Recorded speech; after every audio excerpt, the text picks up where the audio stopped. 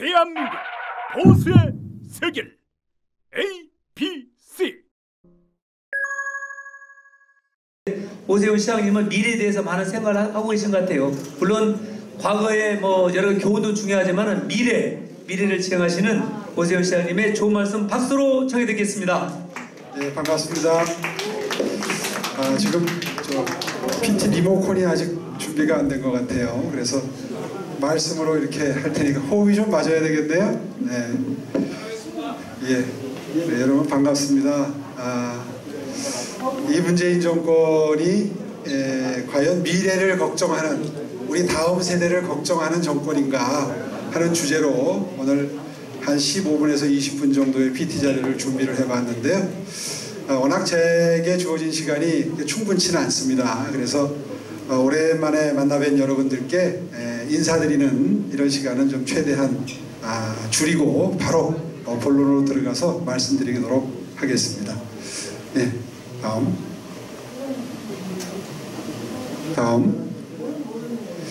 아마 전당대회 때부터 본격적으로 제가 소개를 했던 제 주장인데, 우리도 핵개발을 하자, 혹은 전술핵을 갖다 놓자, 뭐 이런 주장을 했을 때 많은 분들이 조금 좀 생경해 하셨습니다. 그 부분에 대한 설명을 일단 외교안보 부분부터 드리도록 하겠습니다. 이중결정 전략이라고 여기 제목이 써 있죠. 사실은 핵을 폐기시켰던 성공 전략, 역사적인 성공 사례 중에 하나입니다.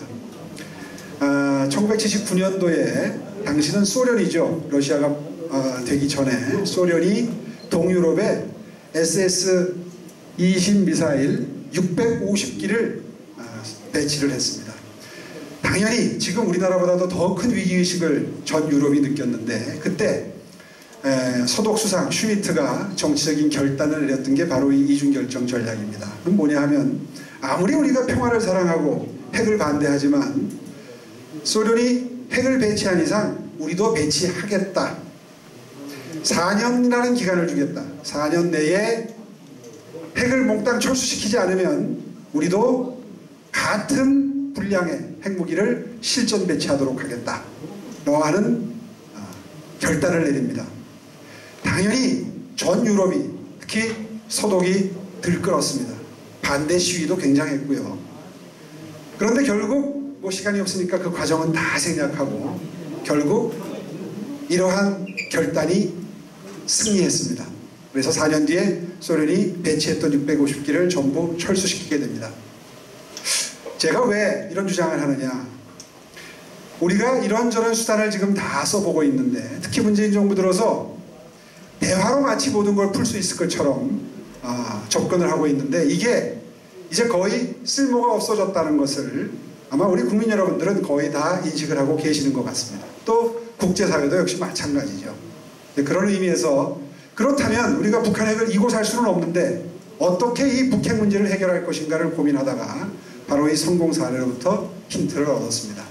왜 당시에 소련이 양보를 할 수밖에 없었는가? 유럽에서 모스크바는 가깝거든요. 미국은 멉니다. 그런데 유럽을 위협하기 위해서 갖다 놓은 핵무기 때문에 미국 핵무기가 유럽에 들어오게 되면 소련의 수도인 모스크바가 위협을 받죠. 아마 서울과 북경의 지리적 위치, 이것을 감안하면 왜 이런 아이디어가 우리에게도 유효한지가 금방 이해가 되실 걸로 믿습니다. 실제로 북한 핵을 폐기하는데 중국이 가장 큰 영향을 미칠 수 있는 결정적인 영향력을 가진 국가임은 분명한 사실이고, 만약에 전술핵이 한반도로 들어온다는 것이 한국의 야당발 논의로 시작이 되면 아마도 가장 다급해지는 건 중국일 것이고, 그 관건을 쥐고 있는 중국이 진심으로 북핵을 폐기하려고 마음먹는 순간 아마도 유일하게 경제를 비롯해서 많은 목줄을 쥐고 있는 중국의 의도에 의해서 북핵이 폐기될 가능성이 가장 높아질 수밖에 없다. 지금 김정은이 믿고 있는 것은 중국밖에 없죠. 시진핑밖에 없습니다. 이런 점을 고려해서 야당인 우리 자유한국당이 논의를 시작하는 것이 이제 필요한 시점이 다가오고 있다. 실제로 배치하는 것과 배치를 논의하기 시작하는 것은 매우 다른 문제다. 실제로 소독에서도 갖다 놓지 않고 철수시키는 데 성공을 했다는 사실. 그래서 평화를 사랑하고 그리고 핵을 반대하지만 핵을 놓겠다고 하는 이중적인 가치를 반영한 전략을 썼다. 그래서 제목이 이중결정 전략입니다. 이 점을 한번 우리도 이제는 깊이 있게 논의할 시점이 다가오지 않았느냐, 이런 말씀을 드리고 싶은 것이고요. 다음 그림만 보십시오. 중국은 1대1로 승부를 하려고 하고, 다음 미국은 인도 퍼시픽이라고 하는, 우리에게는 약간 생경한, 원래는 아시아 퍼시픽이 굉장히 익숙하죠. 지난번에 트럼프가 왔을 때 인도 퍼시픽을 우리에게 도와달라고 했는데 문재인 정부가 외교적으로는 매우 미숙하게 생각해 볼게 정도의 입장을 견지하면서 사실은 지금처럼 한미관계가 꼬이기 시작했던 겁니다.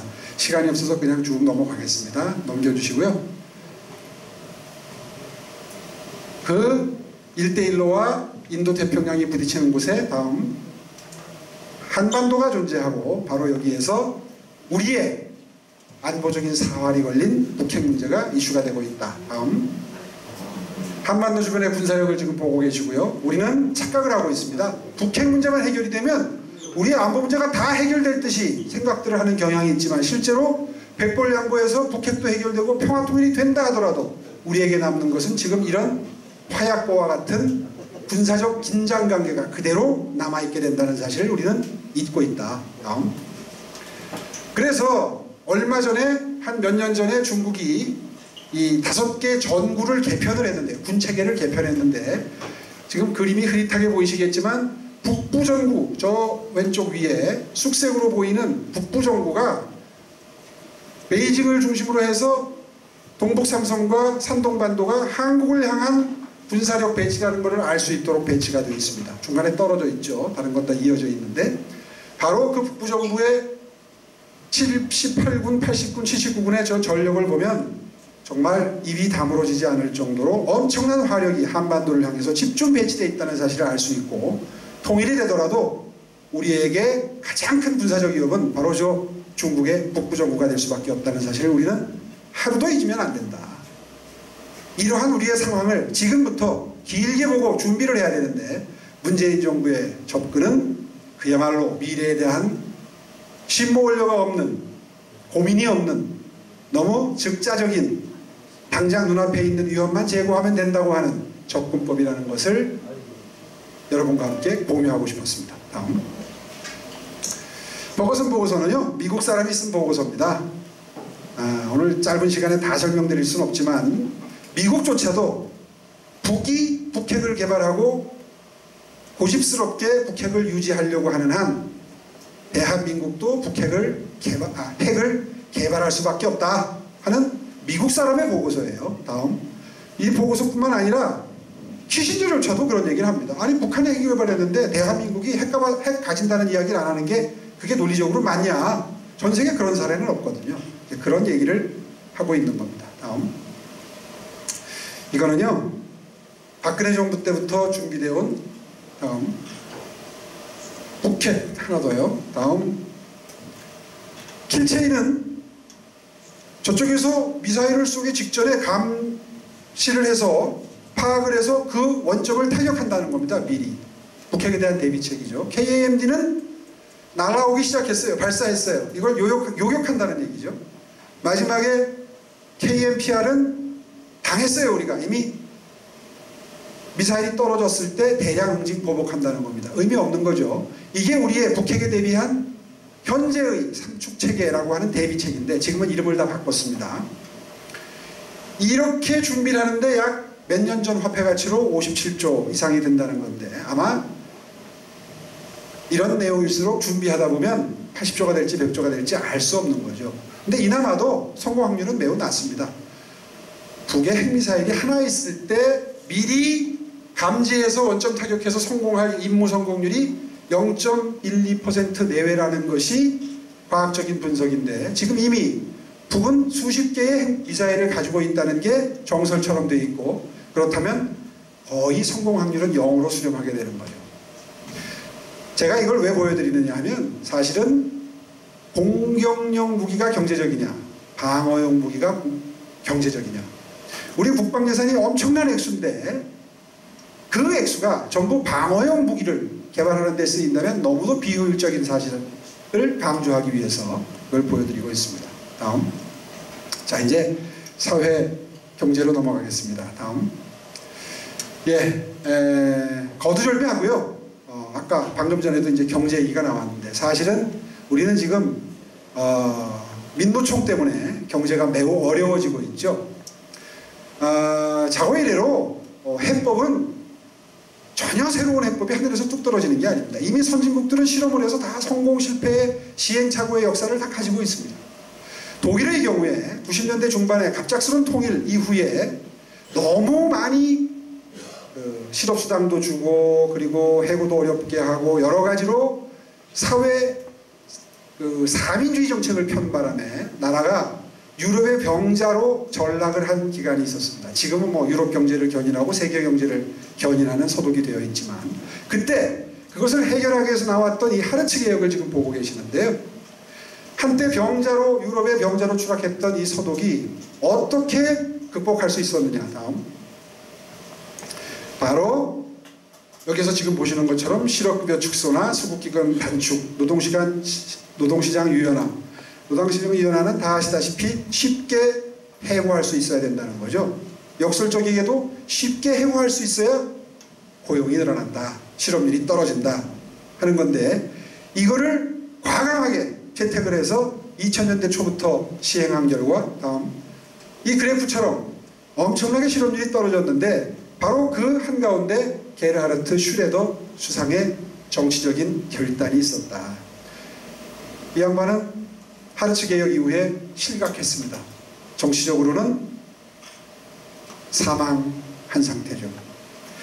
어느 국민도 쉽게 해고할 수 있도록 하고 실업급여를 줄이는 것을 좋아하는 사람은 아마 없을 겁니다. 해낸 사람입니다. 비록 자국 내에서 정치적인 입지는 잃어버렸지만 전 세계를 다니면서 어떻게 하면 경제를 살릴 수 있는지 대대적인 환영을 받으면서 그 비법을 전수하고 있는 중이죠. 다음. 프랑스도 마찬가지입니다. 지금 마크롱이 적당히 넘기십시오. 엄청난 실업률을 떨어뜨리는 개혁을 성공을 시키고 있는데 요즘에는 조금 자신감이 붙었는지 말을 좀 과하게 해서 국민적 인기는 좀 떨어지고 있지만 분명히 프랑스 경제는 살아나고 있다. 다음.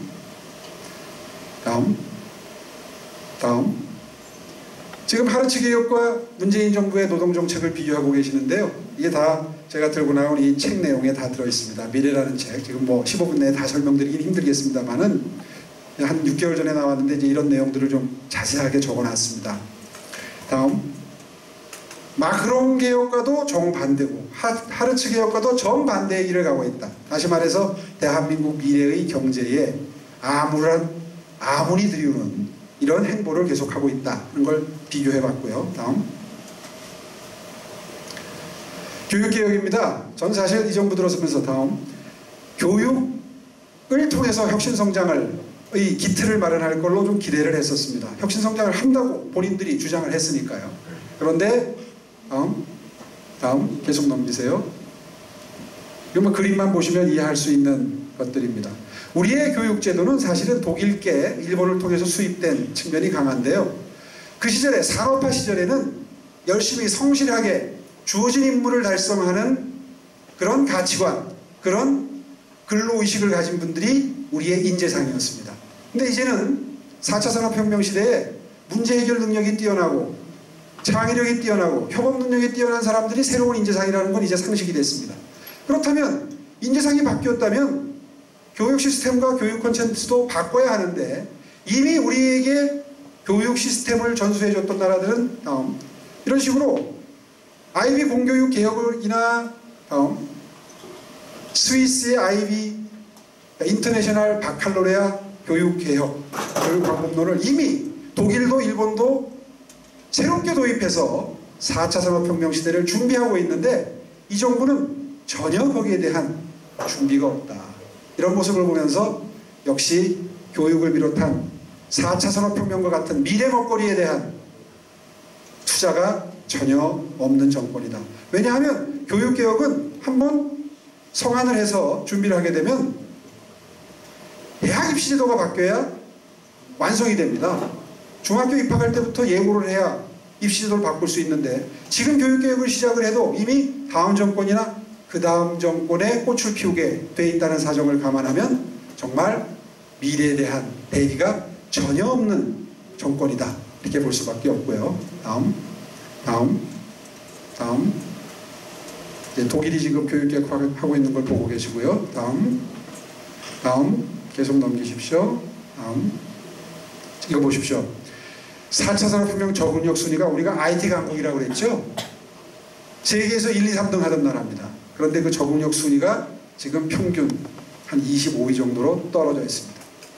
우리 미래 세대는 앞으로 정말 어렵게 될 것이다 하는 걸 이 수치를 보면서 예측할 수 있습니다. 다음. 자, 이제 교육혁명까지 봤으니까요. 주택정책을 좀 보겠는데 이 정부 들어서 하나씩 넘겨주세요. 이 정부 들어서 재개발 재건축 정책을 전부 폐기했죠. 지금 여러분 이 문재인 정부가 하겠다는 게 바로 이런 페인트 칠이나 하는, 잠깐 스톱. 저출산 고령사회가 가져오는 가구 형태의 변화인데요. 가구 전체의 숫자는 늘고 한 가구 구성원의 숫자는 가구 전체의 숫자는 늘지만 한 가구 평균 인원수는 줄고 가구 구성원은 고령화된다. 당연한 사실 같지만 이 세 가지 현상이 모든 사회공개 정책의 패러다임을 바꿉니다. 이미 한 20, 30년 전에 한참 우리 아파트가 지어질 때에 4인 가구 기준으로 만들어졌던 방이 한 3개 정도 되고 화장실이 한 한두 개 되는 이런 집들은 이제 앞으로 점점 쓸모가 없어집니다. 왜냐하면 이미 1인 가구, 2인 가구 합해서 56%가 되고요. 1인 가구가 제일 많아요. 그렇다면 거기에 걸맞는 주거 형체가 꾸준히 공급이 돼야 가격이 오르지 않을 텐데 재개발, 재건축 외에는 방법이 없어요. 왜냐하면 서울이 집값 상승을 견인하는데 서울에 이제는 빈 땅이 없다. 집을 지을 땅이 없어요. 그렇다면 기존에 지어진 집을 멸실시키고 그 자리에 앞으로 필요한 주거 형태를 집어넣어야 비로소 수요에 맞는 공급을 할 수 있는 방법이 강구가 되는 것인데 이 당연한 사실조차 이 정부는 지금 무시를 하고 있습니다. 재개발 재건축이 아파트 가격을 올리는 주범이다. 이렇게 분석을 하고 나서는 이걸 전부 폐기해버렸죠. 그럼 어떤 일이 벌어질까요 앞으로? 다음 정부, 그 다음 정부 엄청난 주택가격 상승에 시달리게 될 겁니다. 실제로 주택도 교육과 마찬가지로 정책을 하나 세우면 5년 뒤, 10년 뒤에 효과가 나타납니다. 아파트 하나 허물고 그 자리에 1, 2인 가구가 집중적으로 배치되는 아파트를 지으려면 적어도 5년에서 10년이 걸리는데 다음 정부가 계획을 세워도 그 다음 정부까지 간다 그러면 앞으로 10년, 15년 뒤에나 공급할 수 있게 되고 그때까지는 턱없이 부족한 물량 때문에 엄청나게 소형 가구가 가격이 앙등하게 될 것이다. 다음. 그렇기 때문에 이건 이제 원인들을 보는 것이고요. 다음. 그래서 지금 말씀드린 대로 재개발, 재건축, 뉴타운과 같은 새로운 주거를 공급할 수 있는 정책을 하루빨리 도입을 해야 되는데 이 정부는 아파트 가격 잡는 게 주택 정책가 전부가 돼버렸어요. 아파트 가격 유지하는 게 주택 공급의 전부다 아닐 뿐 아니라 다음 정권이나 그 다음 정권에서 가격이 엄청나게 올랐을 때 그 책임은 누구한테 묻겠습니까? 다음. 자, 의료보건. 다음. 조금 한 서너 장 넘겨주세요. 여기. 앞으로 가주세요. 우리가 평균 수명이 앞으로는 안 가지나요?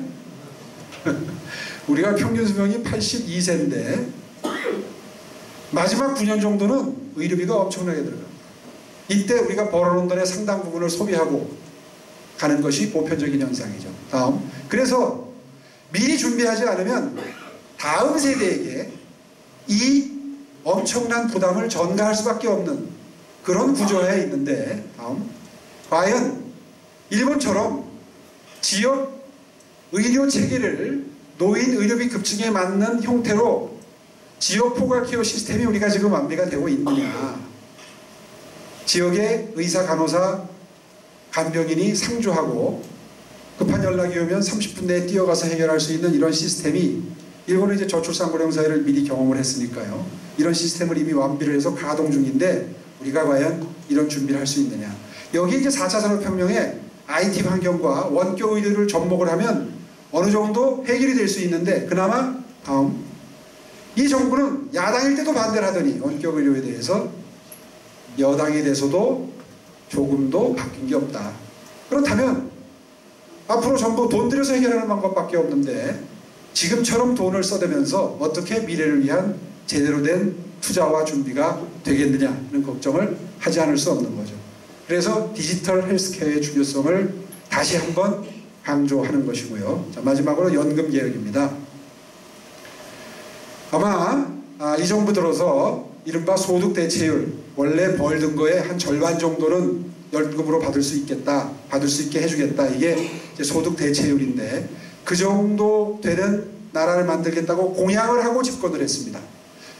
여러분 아시다시피 연금은 자기가 평소에 돈 벌 수 있을 때 차근차근 적립을 해서 그걸 가지고 나중에 노후에 노후자금을 받아서 생활을 하는 겁니다. 그런데 소득 대체율을 40%에서 50%를 올리겠다고 했으면 더 걷어야 될 거 아니에요. 그런데 책임자가, 청와대에 이 정책을 담당하는 책임자가 이런 얘기를 합니다. 어떻게 많이 안 걷고 많이 나눠줄 수 있겠어요? 더 걷어야 더 주죠. 그래서 법은 5년에 한 번씩 정책을 갱신하도록 돼 있어요. 이게 이대로 가면 제대로 제때에 줄 수 있는 돈을 주고자 하는 목표치를 달성할 수 있는지를 점검해라, 정기적으로. 이렇게 돼 있는데, 작년 연말이 그 5년이었어요. 4개 안을 복지부에서 내놨습니다. 그런데 대통령의 유체이탈합법이 정말 가관입니다. 이런 거 말고 다른 방안을 내놔라. 결국 무슨 얘기냐면 덜 걷고 많이 줄 수 있는 방안을 내놓으라고 억지를 쓰는 셈입니다.